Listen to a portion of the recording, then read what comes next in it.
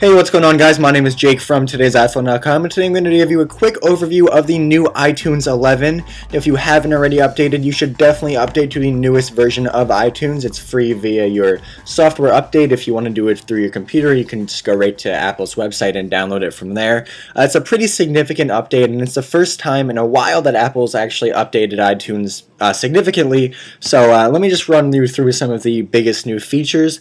Let's start with the navigation, because you'll notice here this is the first time I'm opening it up on this computer. So it has this little splash screen just to show you where everything is now. So your music, movies, and more is right here. So if we agree to that. There's no more sidebar up on the left where you have all of these options. Instead, it's done in this pull-down menu. So you can go to movies, podcast, TV shows right there. Now, it's worth noting that if you don't like this view, and I gotta say I kind of prefer the sidebar, all you have to do is go to View, Show Sidebar, and then you have this back. So I'm probably gonna stick with this, but for the sake of showing you the new stuff, let's hide the sidebar. So then up here at the top, you can sort your music into artist, albums, genres, songs. So this is basically pretty similar to what we've had before. It's just a little bit, the organization is pretty different. Now, one thing you'll notice that if you scroll through this and you can play something, it's really quick. This is one thing that I've seen a lot online, is that the new iTunes is very fast, and I gotta say, I definitely agree. There's a noticeable difference in the speed, which is definitely really, really nice. If you have a lot of stuff in your iTunes library, it can sometimes get bogged down, which is not the best thing in the world.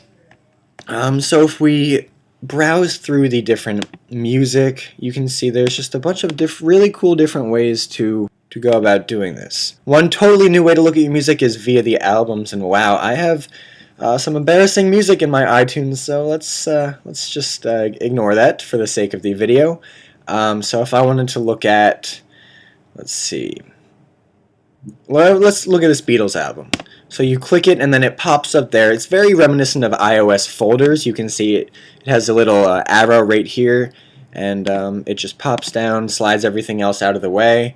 This is pretty cool. I like this feature a lot. There's also a new mini player, so if I turn the volume down, I get a song playing. You can see right up here, you can click that button, and it brings you to this new mini player. You can throw this anywhere. There's airport access right through there. You can see what's next in the song track list, and that's very, very cool and very convenient. There's a bunch of really cool new iCloud features as well. You have, if you start a song or a video in iTunes on your computer, it will remember it, and you can pick up right where you left off on your iPad or on your iPhone or on a second computer. There are purchase recommendations right from your music library, which is very cool. And then the last big thing to look at is the new iTunes Store, which looks a lot more like the iOS version of the iTunes Store. You have the banner up here. You can see this is not as speedy as the browsing through your library. It does lag a little bit. That's probably just because there's, all of this is internet based, and there are tons of people trying to go through this right now. But you have your music, you have your movies. Everything in this new iteration of iTunes was in the previous version, almost everything at least. It's just a lot of it is based on the design and the just the look and feel of iTunes. It definitely feels sleeker. So this is iTunes 11. Like I said before, you can download it via, if you go to iTunes, check updates, or you can go to the Apple website and do it through that. But yeah, it's definitely, I think, worth the upgrade. It looks good. So that's it for now, guys. Thank you very much for watching.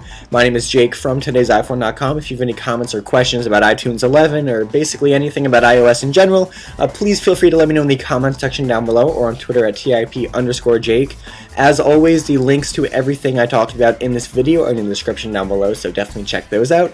And as always, for more news, views, and reviews, don't forget to check out today'siphone.com.